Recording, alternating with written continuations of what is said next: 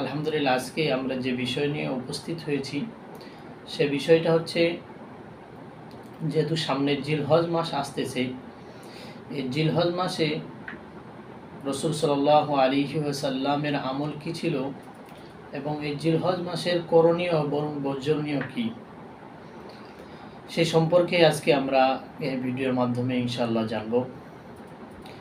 আগে আসি কোরআনে কারিম থেকে। আমরা এই জিলহজ মাসের প্রথম 10 দিনের ফজিলত সম্পর্কে জানি। আল্লাহ পাক রব্বুল আলামিন কোরআনে কারিমের মধ্যে বলেন, ওয়াল ফাজরি ওয়া লায়ালিন আশ ওয়াশ শাফঈ ওয়াল ওয়াতর। আল্লাহ পাক রব্বুল আলামিন বলছেন, শপথ করেছেন ফজরের, ওয়া লায়ালিন আশ, এবং 10 রাতের তিনি কি করছেন, শপথ করছেন।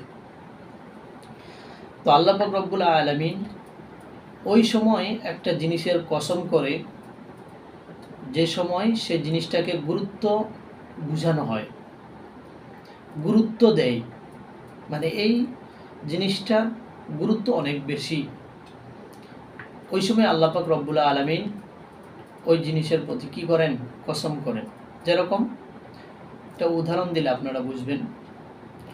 যেরকম আমাদের সময় দুনিয়ার নিজামেই বলি, একজন একটা জিনিস অপরাধ করে নাই, একটা জিনিস তিনি কি করে নাই, অপরাধ করে নাই, কিন্তু মানুষের দোষারোপ করতেছে বা তার বন্ধু বান্ধবে তাকে দোষারোপ করতেছে যে দোস্ত তুই এই জিনিসটা করছো, বা বলে যে আপনি এই জিনিসটা করছেন। তখন আর যে সময় কোনো সুরত খুঁজে পাচ্ছে না তাদেরকে বিশ্বাস করানোর জন্য, তখন তিনি কি করেন, আল্লাহর কসম খেয়ে বলেন যে আল্লাহর কসম করে বলতেছি ভাই আমি এই জিনিসটা করি নাই, দোস্ত আমি এই জিনিসটা করি নাই। তাহলে এই কসমের দ্বারা কি বুঝাইল, যে তিনি ওই জিনিসটা করেন নাই, এটার প্রতি গুরুত্ব বুঝাইল। তো এই জিলহজ মাসের প্রথম 10 রাতের ফজিলত কত বেশি, এটার গুরুত্ব কত বেশি, সে সম্পর্কে আল্লাহ পাক রব্বুল আলামিন নিজেই কি করছেন, কসম করছেন যে ওয়াল ফাজর ওয়া লায়ালিন আশ ওয়াশ শাফঈ ওয়াল ওয়াতর, ফজরের কসম এবং 10 রাত্রির কসম। ওই 10 রাত্রির কথা বলছেন এখানে। তাফসীরগণ তারা উল্লেখ করে বলেন, এখানে 10 রাত বলতে বোঝানো হয়েছে জিলহজ মাসের প্রথম 10 রাতকে। এক হাদিসের মধ্যে পাওয়া যায়, রসুল আকরাম সাল্লাল্লাহু আলাইহি ওয়াসাল্লাম বলেন, এই জিলহজ মাসের প্রথম 10 রাতের ইবাদত আল্লাহর কাছে এত গ্রহণযোগ্য যে পৃথিবীর কোনো আমল আল্লাহর কাছে এত গ্রহণযোগ্য না। তো একজন সাহাবী রসুলকে জিজ্ঞাসা করলেন, ইয়া রসুল আল্লাহ, তো জিহাদও কি এর থেকে বেশি, জিহাদও কি এই রাত্রির আমল নামার থেকে বেশি গ্রহণযোগ্য?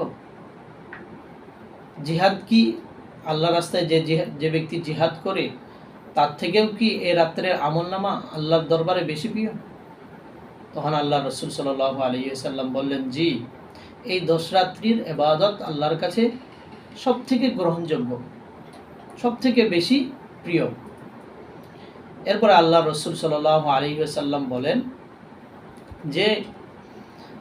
যে ব্যক্তি আল্লাহর রাস্তায় জিহাদ করার জন্য বেরিয়ে গেছে কিন্তু কি হয়ে গেছে, শহীদ হয়ে গিয়েছে, আল্লাহর রাস্তায় শহীদ হয়ে গিয়েছে, তার মর্যাদা ভিন্ন।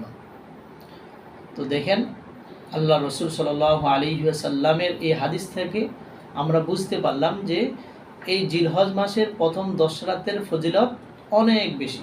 প্রথমে আমরা জানছি কোরআন থেকে, স্বয়ং আল্লাহ পাক রব্বুল আলামিন নিজেই এই 10 রাতের বর্ণনা করছেন, এই 10 রাতের ব্যাপারে কসম করছেন।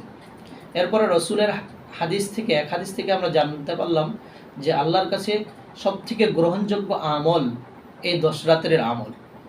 শুধু এখানেই না, রসুলের আরেক হাদিসে পাওয়া যায় যে এ রাত্রির ইবাদত শবে কদরের সমতুল্যের ইবাদতের মতো সওয়াব পাওয়া যায়। যদি কোনো বান্দা শবে কদরের রাত্রি কি করে, ইবাদত করে, তার আমলনামার মধ্যে যতগুলো সওয়াব লেখা হবে এই জিলহজ মাসের প্রত্যেকটা রাত্রে যদি কোনো বান্দা ইবাদত করে, জিলহজ মাসের প্রত্যেকটা রাত, এক একটা রাত শবে কদরের সমতুল্য। তাহলে জিলহজ মাসের প্রথম 10 দিনের প্রথম দিনের রাত কত গ্রহণযোগ্য আল্লাহর কাছে? যদি কোনো বান্দা কি করে শবে কদর পেয়ে যায়, শবে কদরে পাওয়ার পরে তার সৌভাগ্য, শবে কদর পাওয়ার পরে সে যদি আমল করছে, তার আমল নামার মধ্যে যতগুলো সওয়াব লেখা হয়েছে, এই জিলহজ মাসের প্রথম 10 রাত্রে যে ব্যক্তি ইবাদত করবে, প্রত্যেক রাত্রে আল্লাহ পাক রব্বুল আলামিন ওই শবে কদরের ন্যায়, আমলের ন্যায় আল্লাহ পাক রব্বুল আলামিন যে ব্যক্তি এই জিলহজ মাসের প্রথম 10 দিন ইবাদত করবে, তার আমল নামার মধ্যে প্রত্যেক দিনে শবে কদরের সমতুল্য সওয়াব তার আমল নামার মধ্যে লেখা হবে। সুবহানাল্লাহ। এরপরে আসেন, এরপরে বলেন শুধু এখানে না, এরপরে আল্লাহ রসুল সাল্লাল্লাহু আলাইহি সাল্লাম কি করতেন এই জিলহজ মাসের প্রথম 10 দিনে? আল্লাহ রসুল সাল্লাল্লাহু আলাইহি সাল্লাম জীবনে কখনো এই 4টা জিনিস ছাড়ে নাই। 1 নাম্বার, আশুরার রোজা আল্লাহ রসুল সাল্লাল্লাহু আলাইহি সাল্লাম কখনোই ছাড়েন নাই, যতদিন জীবিত ছিলেন। আর যতদিন পেয়েছেন, মহরম মাস যতদিন পেয়েছেন, এই আশুরার দিনে আল্লাহ রসুল সাল্লাল্লাহু আলাইহি সাল্লাম রোজা রাখছেন। 1 নাম্বার। 2 নাম্বার, আল্লাহ রসুল সাল্লাল্লাহু আলাইহি সাল্লাম জিলহজ মাসের প্রথম 10 দিন তিনি কি করতেন? রোজা রাখতেন। তো আল্লাহ রসুল সাল্লাল্লাহু আলাইহি সাল্লাম যতদিন দুনিয়াতে জীবিত ছিলেন, আমাদের হাবিব, আমাদের নেতা, আমাদের আইডল, তিনি দুনিয়াতে যতদিন জীবিত ছিলেন ততদিনেই কি করেছেন? জিলহজ মাসের প্রথম 10 দিন তিনি রোজা রাখছেন। 3 নাম্বার, রসুল সাল্লাল্লাহু আলাইহি সাল্লাম কখনোই ফজরের সুন্নতকে কাজা করেন নাই, কখনোই ফজরের সুন্নত ছাড়েন নাই। তো ফজরের সুন্নতের গুরুত্ব অনেক বেশি। 4 নাম্বার, আল্লাহ রসুল সাল্লাল্লাহু আলাইহি সাল্লাম আইয়ামে বীজের রোজাগুলো ছাড়েন নাই, অর্থাৎ প্রতি মাসে আল্লাহ রসুল সাল্লাল্লাহু আলাইহি সাল্লাম 3 দিন রোজা রাখতেন, 13 তারিখ থেকে নিয়ে 15 তারিখ পর্যন্ত প্রতি মাসে রোজা রাখতেন। যতদিন জীবিত ছিলেন ততদিন আল্লাহ রসুল সাল্লাল্লাহু আলাইহি সাল্লাম এই 4টা আমল কন্টিনিউ করে গেছেন। তিনি এই 4টা আমল কখনোই ছাড়েন নাই। তো আমরা এই 4টা আমলের মধ্যে 2 নাম্বার আমল কি পেয়েছি? আল্লাহ রসুল সাল্লাল্লাহু আলাইহি সাল্লাম জিলহজ মাস আসলে প্রথম 10 দিন তিনি কি করতেন? রোজা রাখতেন। তাহলে পাইলাম আমরা জিলহজ মাসে কি করার, আমাদের করণীয় কি? আল্লাহ রসুলের সুন্নত মোতাবেক আমরা কি করব? জিলহজ মাসের প্রথম 10 দিনে আমরা কি করব? রোজা রাখবো। 2 নম্বর করণীয়, যদি কোনো বান্দা, 2 নম্বর করণীয় হচ্ছে আমরা বেশি বেশি কি করব? কোরআন তেলাওয়াত করব, বেশি বেশি কোরআন তেলাওয়াত করব। এই রাত্রিগুলোতে যদ্দূর পারে আমরা ইবাদত করব।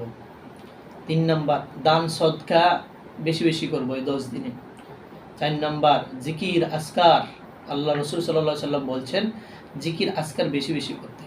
তো আমরা জিকির আসকার কি করব? বেশি বেশি করব। এবং কি আল্লাহ রসুল সাল্লাল্লাহু আলাইহি সাল্লাম বলছেন যে জিলহজ মাসের 9 তারিখ, অর্থাৎ ফজরের সময় থেকে নিয়ে ফজরের নামাজ শেষ করে তাকবীরে তাশরিক পড়বে, অর্থাৎ আল্লাহু আকবার, আল্লাহু আকবার, লা ইলাহা ইল্লাল্লাহু, আল্লাহু আকবার, আল্লাহু আকবার, ওয়ালিল্লাহিল হামদ, 13 তারিখ আসর পর্যন্ত। এটা উম্মতি মুহাম্মাদের উপরে কি? ওয়াজিব। প্রত্যেক ফরজ নামাজের পরে আমাদের একবার বলা কি? ওয়াজিব। পুরুষদের জন্য উচ্চ স্বরে বলা ওয়াজিব, আর মহিলাদের জন্য আস্তে আস্তে বলা ওয়াজিব। কি আমরা জানলাম। এখন একটা মাসালা এখানে বলি, যদি এই 9 তারিখ থেকে নিয়ে 13 তারিখ পর্যন্ত যদি কোনো বান্দা অথবা বান্দির নামাজ কাজা হয়ে যায়, তাহলে তার করণীয় কি? তিনি কি তাকবীর বলবেন?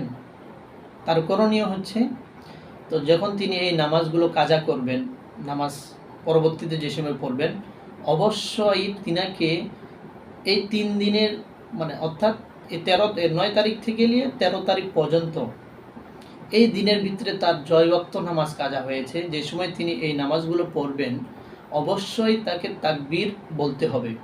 নামাজের পরে, নামাজ সালাম ফিরার পরে, ফরজ নামাজ পড়ার পরে আল্লাহু আকবার, আল্লাহু আকবার, লা ইলাহা ইল্লাল্লাহ, আল্লাহু আকবার ওয়ালিল্লাহিল হামদ বলতে হবে, এটা ওয়াজিব। মাসালাটা আমরা স্পষ্ট আমাদের কাছে হয়ে গেল। তো ফজিলত আমরা প্রথমে কি জানলাম, যে কোরআন থেকে আমরা জানলাম যে জিলহজ মাসের প্রথম 10 দিনের ফজিলত অনেক গুরুত্বপূর্ণ, যেটা আল্লাহ পাক স্বয়ং আল্লাহ পাক রব্বুল আলামিন নিজেই কসম করেছেন, যে 10 রাতের কসম। এটার মহত্ব এবং গুরুত্ব আমরা কোথায় থেকে জানতে পারলাম? কোরআন থেকে জানতে পারলাম। দ্বিতীয় যে ফজিলত, আল্লাহ রসুল সাল্লাল্লাহু আলাইহি ওয়াসাল্লাম বলেন, আল্লাহর কাছে সবথেকে গ্রহণযোগ্য আমল হচ্ছে এবং গ্রহণযোগ্য এবাদত যেগুলো আল্লাহর কাছে সবথেকে বেশি প্রিয়, সবথেকে বেশি কবুল করে আল্লাহ তাআলা, সেটা হচ্ছে জিলহজ মাসের প্রথম 10 দিনের রাত্রের এবাদতগুলো। এরপরে কি পাইলাম ফজিলত? এরপরে পাইলাম প্রত্যেকটা দিন, প্রত্যেকটা রাত শবে কদরের সমতুল্য। এরপরে পাইলাম কি,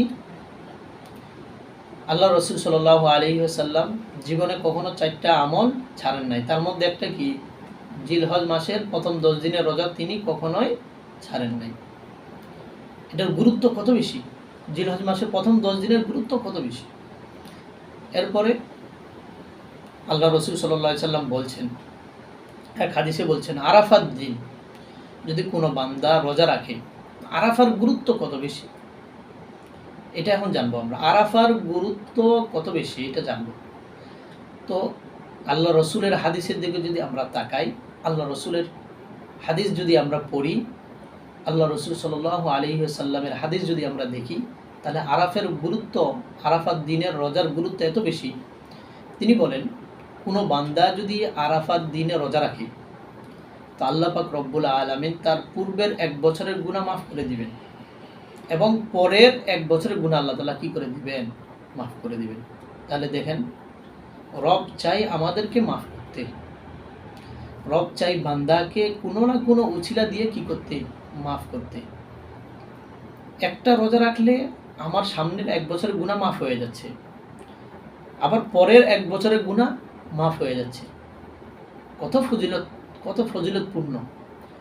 তো আমাদের মুসলমান ভাই বোনদের উচিত হচ্ছে যে আল্লাহ রসুল সাল্লাল্লাহু আলাইহি ওয়াসাল্লাম যেভাবে আমাদেরকে পালন করার জন্য, তার হুকুম আহকাম পালন করার জন্য বলছেন, সেভাবে যেন আমরা পালন করতে পারি। সবাইকে আল্লাহ পাক রব্বুল আলামিন তৌফিক দান করেন।